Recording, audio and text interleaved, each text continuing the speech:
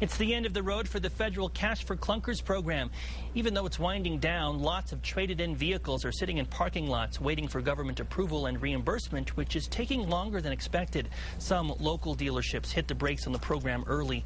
Here's News 13's Caitlin McCarthy. It's a resting place for clunkers. They serve their purpose. Now they sit parked, waiting. We're just waiting for that approval from the government. Dealers are waiting too until the government says the cars are approved and it's okay to destroy the engines and for the parts to be auctioned off. The last thing we would want is to actually have a customer's vehicle seized if the government didn't approve the loan. Nearly 150 cars were traded in at Rich Ford, a success according to Wade, but he says there are a few kinks. The paperwork process, in our opinion, has been definitely challenging.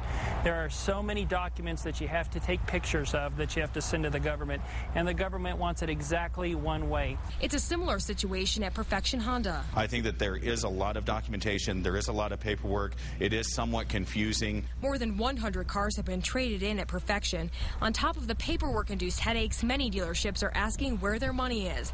The government promised to reimburse them 10 days after the applications were processed, but that's not happening everywhere.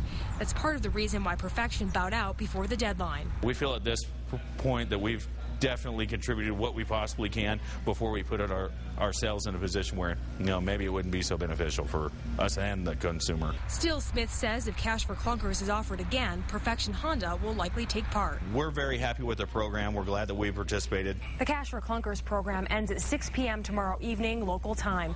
Caitlin McCarthy, KRQE News 13.